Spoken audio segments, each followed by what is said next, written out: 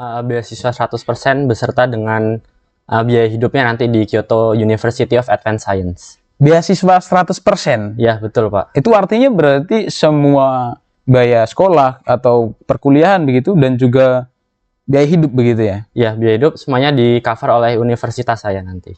Universitas apa namanya? Namanya Kyoto University of Advanced Science di Kyoto, Jepang. Di Jepang? Ya, wow, betul Pak.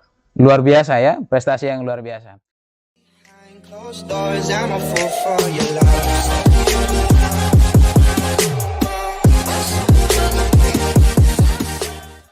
Oke, selamat bergabung di podcast Semak Penabur Gading Serpong atau podcast AGES. Jadi podcast ini membicarakan tentang bagaimana prestasi-prestasi dan juga kegiatan-kegiatan yang ada di Semak Penabur Gading Serpong.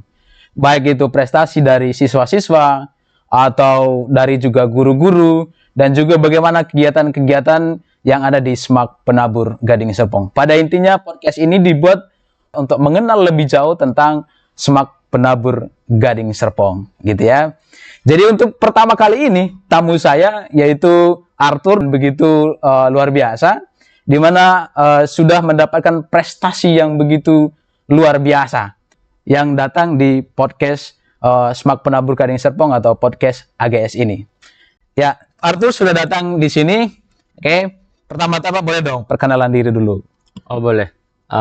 Nama saya Joseph Arturko. Saya baru lulus itu kemarin tanggal 6 Mei, jadi masih baru banget nih di wisuda.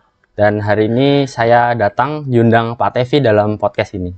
Oke, terima kasih Arthur sudah datang di podcast Semak Penabur Gading Serpong. Sebuah kehormatan bagi kami, karena saya tahu Arthur bagaimana mempersiapkan berkas-berkas untuk pergi ke Jepang ya, untuk kuliah di sana gitu ya. Iya, betul Pak. Jadi itu semua bisa dikesampingkan untuk datang ke sini untuk bisa berbagai pengalaman ya, atau bagaimana apa yang dilakukan oleh Arthur sendiri dalam proses di Semak Penabur Gading Serpong. Tapi sebelumnya, sebelum kita bertanya-tanya berkaitan lebih lanjut untuk prestasi yang diraih oleh Arthurko, ya, Semak Penabur Gading Serpong sudah membuka pendaftaran bagi warga Gading Serpong atau orang tua murid yang memang punya anak yang masih bingung nih mau akan sekolah di mana gitu ya.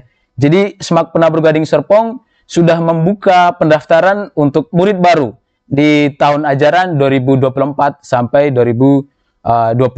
Warga Gading Serpong yang mau mendaftarkan anaknya bisa menghubungi lewat nomor 0812 1512 9915. Kalau enggak ada nomor lagi 0813 1450 0775. Ya, itu untuk bisa nomor kontak yang bisa dihubungi untuk pendaftaran murid baru di Semak Penabur Gading Serpong. Dan juga ada link sebetulnya, nanti kami akan sertakan deskripsi link itu di dalam deskripsi video ini, begitu ya. Oke, kita kembali lanjut berbicara tentang Arthurko. Arthur, bagaimana perasaannya setelah mendapatkan prestasi, yaitu mendapatkan apa? Beasiswa 100% beserta dengan biaya hidupnya nanti di Kyoto University of Advanced Science. Beasiswa 100%? Ya, betul Pak. Itu artinya berarti semua biaya sekolah atau perkuliahan begitu dan juga biaya hidup begitu ya? Ya, biaya hidup semuanya di cover oleh universitas saya nanti. Universitas apa namanya? Namanya Kyoto University of Advanced Science di Kyoto, Jepang. Di Jepang? Ya, wow, betul Pak. Luar biasa ya, prestasi yang luar biasa. Nah, bagaimana perasaannya setelah meraih atau mendapatkan prestasi itu?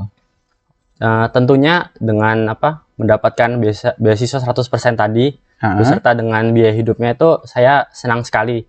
Waktu itu pengumumannya ada di akhir September. Berarti baru akhir September tahun lalu? Sorry Pak, Desember harusnya. Desember tahun lalu. Desember tahun lalu. Jadi berarti mau sudah 2022 ke 2023. Oh, berarti akhir tahun ya pengumumannya. Waktu itu saya merasa senang sekali karena berarti kalau misalnya saya bisa melanjutkan kuliah, semua biaya sudah di cover oleh universitas. Jadi saya tidak perlu khawatir lagi, saya bisa lebih fokus untuk belajar di sana, juga ikut berbagai organisasi, banyak sekali aktivitas sana yang saya bisa lakukan dengan lebih fokus tanpa harus memikirkan biaya lagi. Seperti itu. Luar biasa ya, artinya kan tidak memikirkan biaya lagi gitu ya. Nah, ini yang penting nih. Arthur boleh ceritakan bagaimana sih proses gitu ya, proses dari awal sampai akhir sehingga Universitas Kyoto University gitu ya, Kyoto University sudah memilih kamu sebagai salah satu mahasiswanya dan beasiswa 100% gitu. Oh ya, boleh. Jadi semuanya itu bermula waktu saya ada di kelas 11. Waktu itu saya mulai memikirkan kira-kira jurusan apa dan universitas apa yang ingin saya tuju. Dan karena saya suka matematika dan fisika, maka saya cenderung untuk memilih universitas yang memiliki jurusan-jurusan yang bisa mendukung atau mewadahi minat saya ini. Dan dari situ saya mulai ikut Edufair. Salah satunya adalah Edufair yang diadakan oleh SMAK Penabur Gading Serpong. Waktu itu saya ada di kelas 11. Dan di luar itu saya juga ada ikut Edufair atau webinar dari institusi pendidikan lain. Misal mereka ada melakukan membuka pendaftaran di website atau di internet, itu saya sering sekali melihat dan kemudian saya ikut daftar dan saya mulai kenal dengan universitas-universitas yang bagus-bagus. Waktu itu saya waktu ikut itu saya sudah sambil menyeleksi kira-kira universitas apa yang saya ingin minati. Dan waktu itu mulai kenal dengan yang tadi Pak, yang saya akan masuk, yaitu Kyoto University of Advanced Science. Dan dari situ saya mulai lihat persyaratan universitasnya itu apa aja sih. Saya mulai baca-baca dan mulai mempersiapkan dokumen-dokumen yang saya perlukan, seperti itu. Nah, ini nih persiapan atau dokumen-dokumen yang perlu disiapkan oleh calon mahasiswa begitu ya. Nah, kira-kira apa aja nih betul-betul persiapan yang memang yang harus dipersiapkan oleh calon mahasiswa? Nah, yang menjadi suatu acuan penting nih supaya bisa mendapatkan beasiswa 100% di Universitas Kyoto itu ya. Tentang dokumen ini sebenarnya ada beberapa aspek yang harus diperhatikan gitu. Yang pertama kali banget saya pikirkan waktu itu adalah ketika kita mau daftar ke universitas luar negeri, maka yang dibutuhkan adalah terjemahan rapor. Nah, terjemahan rapor. Ya, betul Pak. Jadi kalau misalnya kami di Indonesia kan memakai bahasa Indonesia masih rapornya. Nah, ini perlu diterjemahkan dulu oleh penerjemah tersumpah, baru setelah itu boleh dipakai untuk aplikasi ke universitas yang kita mau. Dan biasanya untuk menerjemahkan rapor ini ya kurang lebih membutuhkan waktu sekitar 10 hari. Seandainya ada kekeliruan di penerjemahnya, maka ya tentunya membutuhkan waktu yang lebih banyak. Dan ini waktu itu saya sangat perhatikan sekali karena berarti saya harus mempersiapkan ini dari jauh hari. Iya, betul. Karena kalau tidak dari jauh hari, maka di waktu saya mau apply ke universitas, maka saya akan merasa wah panik nih, ini belum, itu belum. Nah, itu salah satunya, yaitu terjemahan rapor. Terjemahan rapor. Nah, rapor itu dari semester 1 sampai semester berapa? Dari semester 1 sampai semester 4, karena biasanya berarti di akhir semester kelas 11. Kelas 11 atau kelas 10? Waktu itu dapat rapor itu di kelas 11 akhir kan Pak, betul? Oh ya, kelas 11 akhir. Berarti yang dilihat itu dari kelas semester 1 kelas 10 sampai semester 2 kelas 11. 11 ya. Karena kebanyakan universitas luar negeri itu baru membuka pendaftaran itu di kelas 12 semester 1. Biasanya itu di bulan September, Oktober atau November itu mereka membuka pendaftaran. Buka pendaftaran. Iya. Nah, dari nilai raport nih.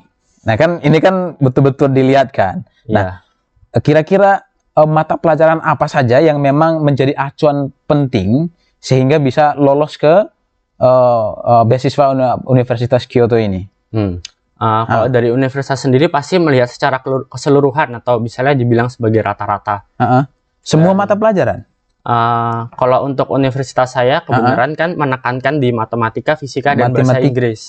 Matematika, fisika, dan bahasa Inggris. Ya, itu 3 komponen penting yang waktu itu dari universitas ingin tahu kita tuh kualifikasinya sudah sampai mana gitu. Sudah sebisa apa di mata pelajaran ini, seperti itu.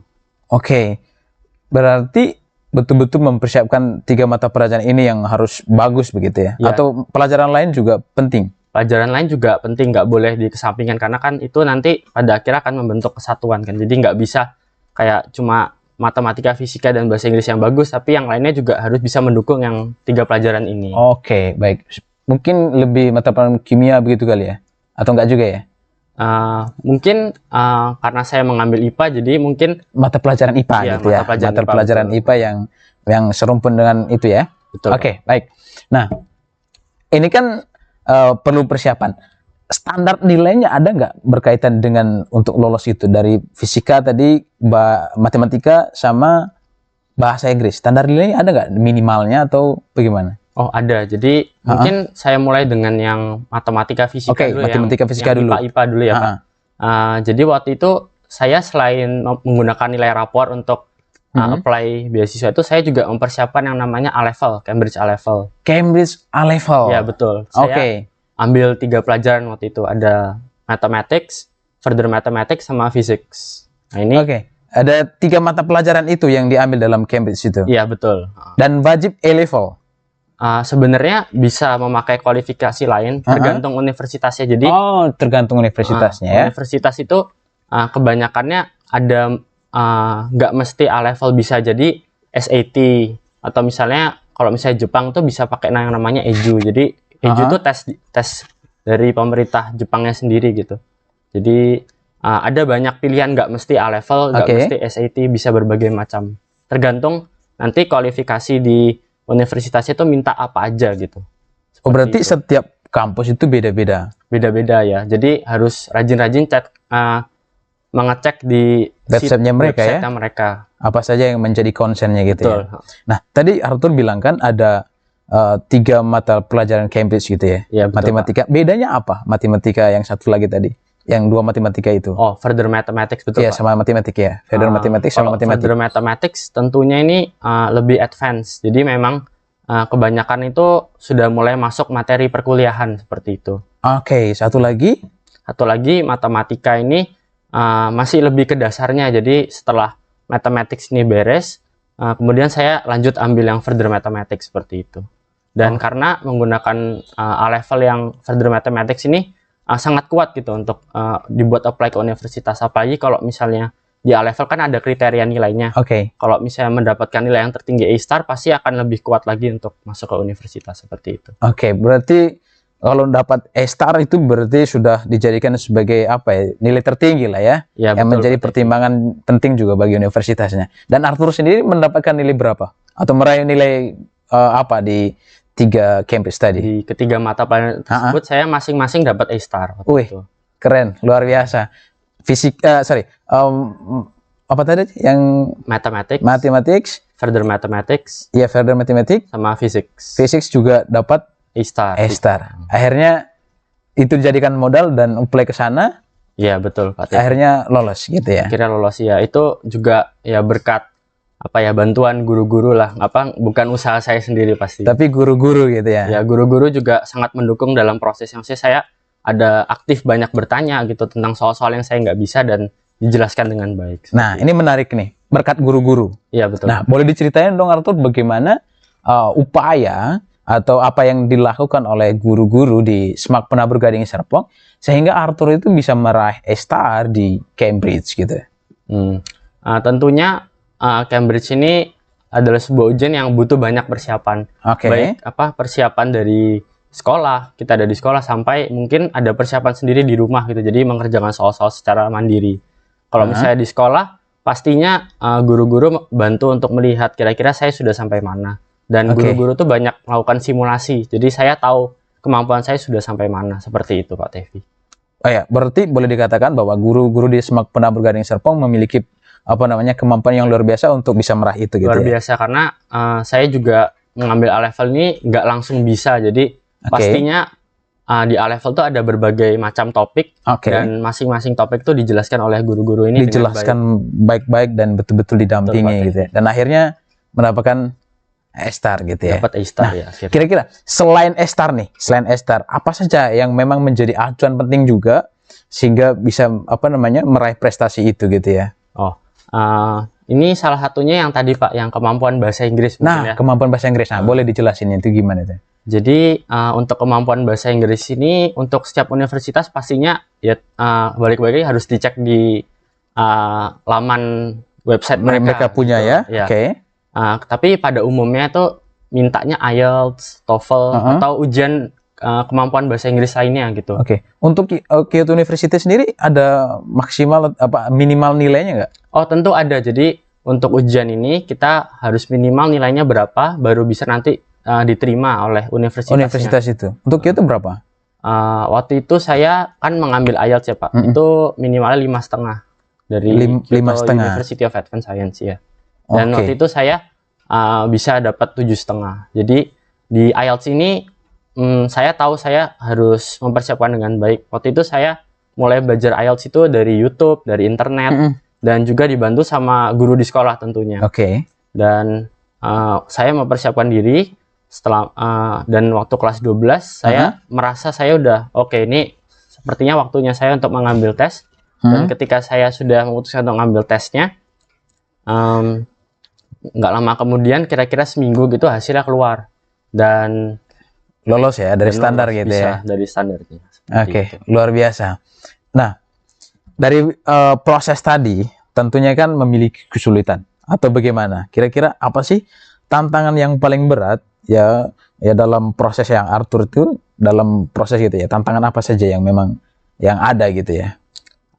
Pastinya dari segi motivasi kadang mungkin dalam belajar itu mungkin ada kadang rasa suntuk atau rasa capek ya Pak. Oke. Betul ya. Dan itu tentunya peran guru untuk memotivasi, peran teman-teman seperjuangan, juga perannya orang tua tuh ada masing-masing peran yang mereka berikan untuk memotivasi kembali, mengingatkan kita kepada tujuan kita mengambil kualifikasi ini apa sih. Pasti nanti ujung-ujungnya berhubungan dengan ingin mendapatkan beasiswa di universitas seperti itu. Oke, baik. Berarti harus betul-betul ada motivasi dari dalam diri, terus dari orang tua gitu ya. Dari diri sendiri juga. Yang paling penting dari diri sendiri sih menurut saya harus ya. ada kemauan gitu yang ya. besar ya untuk mendapatkan.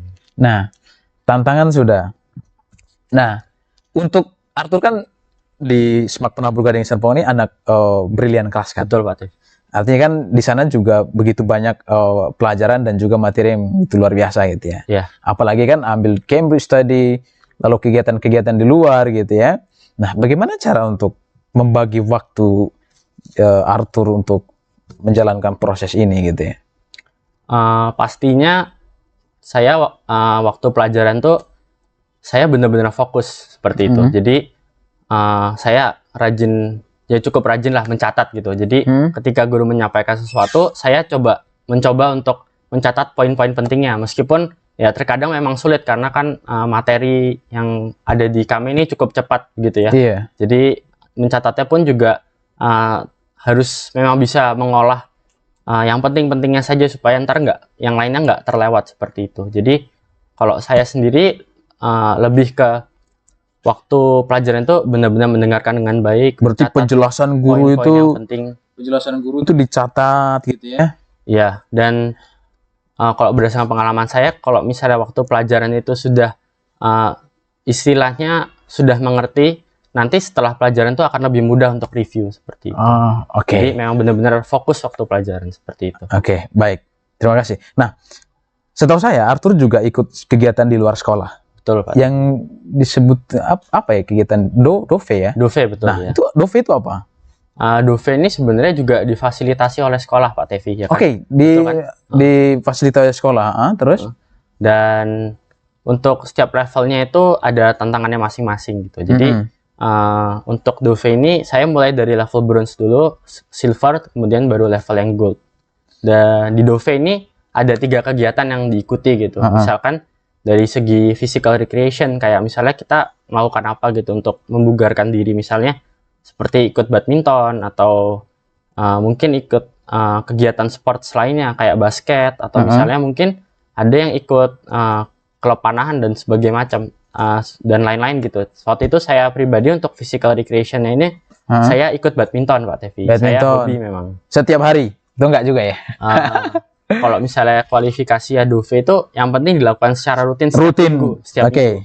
Tidak harus olahraga kan ya? ada lagi yang lain. Itu salah satu kriteria Pak Tevi Oke. olahraga. Ah, Jadi yang ada juga misalnya skills atau apa. Waktu itu saya ambilnya reading karena saya memang suka baca gitu. Dan di BC kan memang kami Yeah. tuh banyak sekali membaca buku gitu, baca pelajaran, dan itu kan secara tidak langsung kegiatan yang kita lakukan Pak Tevi kayak gitu. Oke. Dan untuk yang ketiga kan ada community service. Itu Saya waktu gimana itu, itu? Saya waktu itu waktu pandemi saya banyak membantu orang-orang untuk apa ya? Waktu itu saya membantu mengumpulkan kardus dan Kardus. mengumpulkan apa barang-barang bekas lainnya, dan ternyata itu sangat membantu Pak Tevi untuk mereka. Mereka penghasilan per bulannya bisa menambah kurang lebih 1,5 juta hanya dari 1,5 juta hanya dari mengumpulkan kardus doang. Iya betul. Dan mungkin barang-barang bekas lainnya. Barang-barang bekas lainnya. Itu kegiatannya di mana kemarin? Kalau waktu saya masih bronze dan silver, waktu itu masih masa pandemi Pak Tevi. Oh iya. Jadi lebih banyak di sekitar rumah. Di sekitar rumah ya. Kemudian saya melanjutkan itu kan kelas 12 saya lanjut lagi. Tuh saya juga banyak ngajar sih, banyak ngajar di kelas waktu itu. Ngajar matematika. Iya, untuk ya yang saya suka kan matematika. Saya kalau cenderung mengajar matematika, saya lebih senang juga seperti itu. Oke. Untuk goldnya sendiri ada kegiatan juga nggak? Untuk mendapatkan gold. Itu kegiatannya gimana? Oh, jadi tadi di setiap levelnya tuh ada yang namanya ekspedisi. Ekspedisi. Untuk bronze, hari ekspedisinya itu paling sedikit. Nanti silver naik lagi sampai gold itu waktu itu 4 hari 3 malam. Dan di akhir dari level gold ini ada yang namanya residential project seperti itu. Residential project saya waktu itu di Desa Kedawung di Tanjung Bungin. Tanjung Bungin di mana? Di Karawang Pak Tevi. Oh, di Karawang, Jawa Barat ya? Iya betul. Lumayan jauh dari sini. Ya. Kalau dari Cibubur kayaknya dekat ya?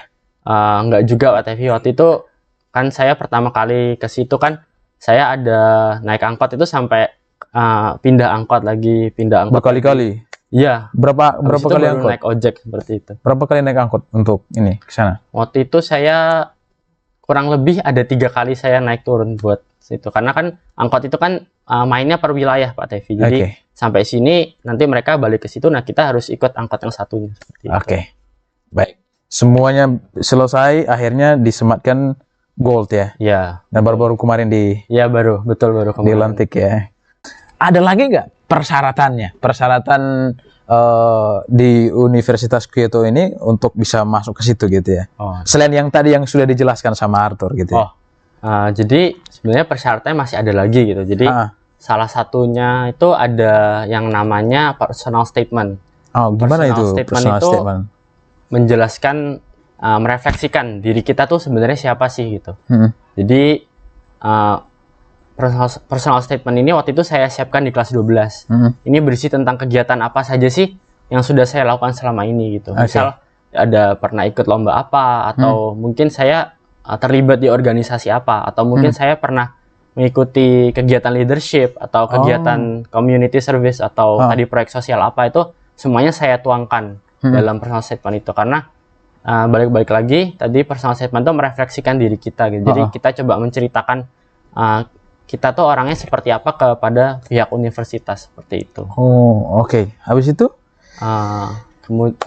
Setelah personal statement tuh ada yang namanya surat rekomendasi. Jadi surat rekomendasi ini biasanya mencarinya dari guru yang memang mengenal kita dengan baik. Gitu Pak Tevi. Waktu itu saya minta ke Ibu Dewi. Ibu Dewi selaku wakil Brilliant Class ya? Iya betul. Dan waktu itu kan Bu Dewi juga menjabat sebagai guru BK sekaligus wali kelas saya waktu kelas 12. Kelas 12. Jadi memang kenal baik dengan Bu Dewi. Sangat kenal lah ya. Dan saya minta tolong Bu Dewi untuk Bu boleh diberikan surat rekomendasi gitu untuk daftar ke Kyoto University of Advanced Science. Habis rekomendasi ada tahap terakhir nggak dari itu semua? Jadi setelah semua berkas dimasukkan, dan tadi saya mau menambahkan yang terjemahan rapor, itu setelah itu saya juga ada terjemahan sertifikat-sertifikat. Jadi mungkin sertifikat yang saya dapat tuh masih dalam bahasa Indonesia, itu harus juga di translate ke bahasa Inggris. Bahasa Inggris semua harus gitu ya. Diterjemahkan. Ada tes wawancara nggak seperti universitas-universitas lain gitu? Ada. Jadi untuk masuk ke Kyoto University of Advanced Science ini saya ada 2 kali wawancara. Jadi wawancara pertama itu saya diwawancarai oleh 2 profesor dari universitas itu. Jadi saya banyak ditanya seputar personal statement saya sama tujuan saya ke Jepang tuh untuk apa gitu. Dan waktu itu saya juga ada sedikit tes matematika dan fisika waktu interview, seperti itu. Oh gitu. Dan, jadi langsung dites begitu pas interview ya? Matematika dan fisika Pak Tevi. Akhirnya itu bisa dijelaskan juga dengan baik gitu ya? Iya. Dan waktu wawancara kedua saya diinterview oleh dekan dari universitasnya yang didampingi oleh 2 profesor lainnya gitu. Untuk menegaskan apa yang saya sudah katakan di wawancara pertama, menegaskan apa sih yang saya mau lakukan dan nanti tujuan kedepannya setelah saya lulus mungkin atau pengen kerja atau apa di Jepang gitu. Saya menuangkan itu semua dalam wawancaranya itu. Dan mungkin tambahan di personal statement itu bukan hanya apa yang kita sudah lakukan, tapi apa yang mau kita lakukan. Akan lakukan gitu ya. Itu juga dideskripsikan begitu ya. Oke. Dan akhirnya di tes wawancara selesai. Lalu pengumuman. Iya, di akhir. Dan akhirnya mendapatkan beasiswa 100% dari Kyoto University. Iya, gitu betul Pak Tevi. Jurusan diambil? Oh, saya mengambilnya Mechanical and Electrical Systems Engineering. Jadi kalau di orang-orang mungkin biasanya dengarnya mekatronik, nah itu mekatronik. Oh, mekatronik. Begitu ya. Oke, baik. Arthur, kenapa memilih SMAK Penabur Gading Serpong? Jadi, di luar sana masih banyak sekolah-sekolah yang selevel dengan Penabur Gading Serpong. Dan sekolah penabur juga banyak nih. Ya, kenapa harus SMAK Penabur Gading Serpong? Jadi sebenarnya dulu tuh saya antara memilih SMAK Penabur Gading Serpong atau SMAK 1. Dua itu. Dua itu saya pertimbangan itu memang ya bisa dibilang hebat-hebat ya, sama hebat. Ya. Dan kemudian waktu saya datang ke SMAK Penabur Gading Serpong ini kok saya ngerasa enak gitu. Terus kan saya juga cukup tertarik dengan program Brilliant Class Pak Tevi. Oh, program Brilliant Class. Akhirnya masuk ke sana. Akhirnya saya coba tes dan diterima. Jadi ya udah saya memutuskan, oke, kayaknya saya memang jodohnya di sini kayak gitu, di SMAK Penabur Gading Serpong. Saya masuk dan selama pengalaman bertahun-tahun bahkan sampai sekarang itu saya merasa di sini tuh guru-gurunya hebat-hebat. Masing-masing tuh punya kemampuannya masing-masing hebat-hebat dan saya banyak belajar dari guru-guru di sini. Dan teman-temannya pun di Brilliant Class kan kebanyakan pemikirannya hampir sama seperti itu. Jadi saya senang bisa berada di lingkungan yang bisa membuat saya bertumbuh. Bagus-bagus ya. Iya. Oke. Nah, lalu yang berikut. Nah, Arthur kan sudah sekolah di SMAK Penabur Gading Serpong, sekarang udah alumni sudah selama 3 tahun begitu ya. Nah, kira-kira dari 3 tahun itu apa hal yang membuat Arthur itu sangat berharga ya dan menjadi suatu hal yang memang sangat-sangat luar biasa lah untuk kehidupan Arthur gitu ya. Pastinya di SMAK Penabur Gading Serpong ini saya di Brilliant Class bukan hanya belajar saya, tapi saya juga banyak ikut kegiatan lainnya. Dan dari mengikuti kegiatan-kegiatan lainnya ini saya mendapatkan banyak sekali pengalaman yang berharga seperti itu. Dari organisasi, ikut apa aja di GS? Waktu itu jadi ketua kelas. Oke. Saya di ikut kelas MPK. Kelas 11 kalau nggak salah ya? Iya. Waktu itu wali kelasnya Pak Tevi. Ya, saya. Oke. Saya berkesempatan ikut di salah satu itu Brilliant Competition. Jadi ketua bagian acara. Oke. Brilliant Competition yang lomba-lomba di bidang olimpiade untuk anak-anak SMP ya? Iya, betul. Terus kemudian saya juga ikut kayak mentor best, ya kan? Mentor best juga. Saya sempat ikut peer educator juga. Oke. Selain itu? Mungkin seperti yang Dove tadi. Oke. Dan mungkin kayak waktu itu pernah berkunjung untuk kayak proyek sosial seperti itu. Oke, Arthur. Ini pertanyaan berikutnya. Kenapa pilih Brilliant Class? Oh ya, itu pertanyaan yang sungguh menarik sebetulnya. Jadi sebelum saya ke Brilliant Class ini sebenarnya saya ada 2 pilihan antara tadi kan antara SMAK Penabur Gading Serpong atau SMAK 1. Kemudian saya coba tes di SMAK Penabur Gading Serpong itu waktu itu ditawarin untuk Brilliant Class. Kebetulan dari guru matematika SMP ada yang rekomendasi ini ada Brilliant Class loh di SMAK Penabur Gading Serpong. waktu itu saya tes dan masuk ke Brilliant Class ini. Heeh. Di Brilliant Class ini saya bertemu dengan guru-guru yang hebat, guru-guru yang memang benar-benar bisa di bidangnya. Jadi mengajar kami itu mereka tuh sebenarnya sudah di luar kepala gitu, sudah hafal materi-materinya. Saya juga bisa ketemu teman-teman yang mempunyai pandangan yang kurang lebih sama gitu ya. Jadi ketika diskusi atau ada kerja kelompok itu enak gitu. Jadi suasana belajar juga lebih mendukung karena bisa saling tanya, bisa saling diskusi dengan teman-teman juga. Dan selain itu kan di Brilliant Class ini kan kami tidak hanya belajar tentang akademik saja gitu, tapi kami juga mengikuti banyak sekali organisasi atau kegiatan. Waktu itu salah satunya ya Brilliant Competition. Brilliant Competition tadi ya. Itu jadi tim waktu itu saya ada di bagian acara dan bisa diberikan kepercayaan untuk menjadi ketua tim acara itu. Ketua tim acara. Oke, baik. Itu yang membuat akhirnya final pilihan gitu ya. Ya, jadi dari segala sisi dapat. Oke, dari sisi dapat gitu ya. Akhirnya Semak Penabur Gading Serpong di Brilliant Class-nya. Iya, betul. Oke, baik. Kira-kira nih tips dan juga motivasi yang mungkin bisa diberikan kepada anak-anak Semak Penabur Gading Serpong untuk kelas 10, 11, dan 12 ini sehingga nanti bisa meraih prestasi atau beasiswa 100% untuk kampus-kampus di luar gitu. Ya, boleh Pak Tevi. Jadi mungkin pertama mulai dari tipsnya dulu kali ya Pak, sebelum ke motivasi. Jadi kalau tips dari saya itu ketika ingin mendaftar ke universitas itu dipersiapkan sedini mungkin sehingga nanti waktu pendaftaran tidak stres, itu yang pertama. Dari awal memang. Dari awal memang harus dipersiapkan dengan baik. Dan kemudian ketika kita mau apply ke universitas, usahakan selalu yang early. Yang early itu maksudnya begitu dibuka kita langsung ambil. Nah, kenapa kok seperti itu? Karena kalau misalnya kita daftarnya early, berarti nanti kita dapat hasil juga lebih cepat kan. Seperti saya di Desember atau Januari itu biasanya nanti pengumuman universitas sudah keluar.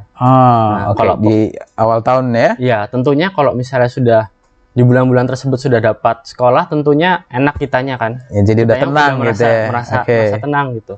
Dan tentu fokusnya itu bisa dibagi untuk misalnya ujian sekolah atau mempersiapkan ujian praktek atau mungkin ujian-ujian lainnya, itu pastinya tentunya bakal lebih fokus kalau misalnya kita sudah selesai daftar kuliahnya dan sebagainya. Seperti itu. Motivasinya? Motivasi. Kalau dari saya merefleksikan kalau Semak Penabur Gading Serpong ini adalah sekolah yang bagus. Maksudnya banyak sekali yang kita bisa dapat. Jadi mungkin untuk adik-adik kelas 10, 11, 12 bisa memanfaatkan kesempatan yang ada di Semak Penabur Gading Serpong ini itu dengan sebaik mungkin, karena guru-gurunya itu juga pastinya sangat helpful. Seperti saya waktu mengerjakan personal statement itu saya banyak dibantu, saya terutama guru bahasa Inggris dan alumni-alumni itu banyak ngasih masukan. Dan untuk guru bahasa Inggris sendiri mungkin memperbaiki mungkin grammar-grammar yang saya salah seperti itu. Dan kemudian juga waktu wawancara itu banyak sekali alumni dan guru-guru yang membantu memberikan pertanyaan-pertanyaan kritis yang mungkin akan diberikan oleh universitas. Dan mungkin bagi adik-adik kelas juga mungkin waktu awal pendaftaran itu pasti terasanya lumayan berat karena banyak persyaratan yang harus dipenuhi. Tetapi kembali lagi tujuannya kan kepingin untuk mendapatkan beasiswa seperti itu. Jadi diselesaikanlah satu-satu. Waktu itu saya awalnya juga merasa susah, tapi saya mulai selesaikan satu persatu dan akhirnya kan selesai juga seperti itu. Seperti yang pepatah yang mengatakan akhirnya kan badai juga pasti berlalu. Seperti itu Pak Tevi. Betul. Jadi gunakanlah kesempatan dengan sebaik mungkin, karena di Semak Penabur Gading Serpong ini memang sangat-sangat didukung. Saya juga di Brilliant Class merasakan hal seperti itu gitu. Dari alumni-alumni, dari guru-guru. Jadi harus usaha maksimal. Usahalah sampai sampai pada titik penghabisan seperti itu. Jadi benar-benar mempersiapkan segalanya itu dengan baik. Nantinya juga hasilnya akan mengikuti persiapan yang kita lakukan.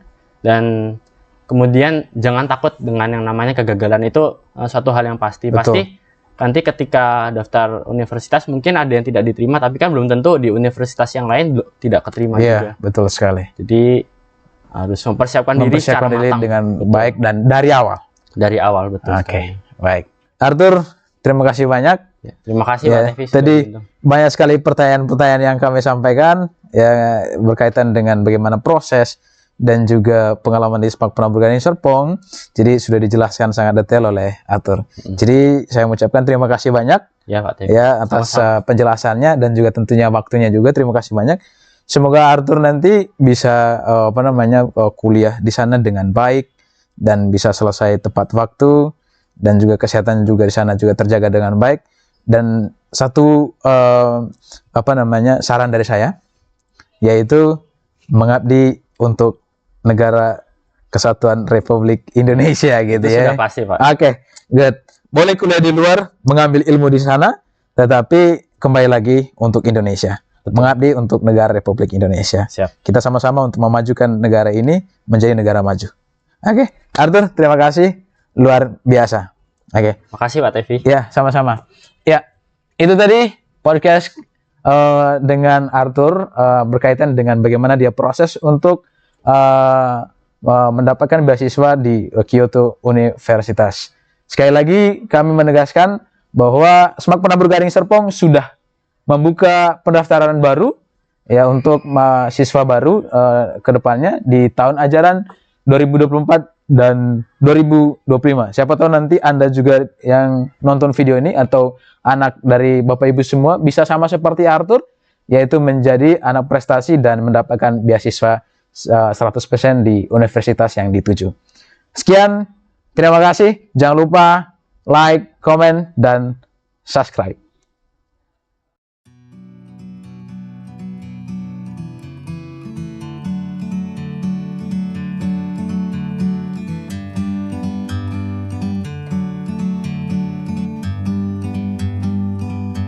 Like a bird on a tree,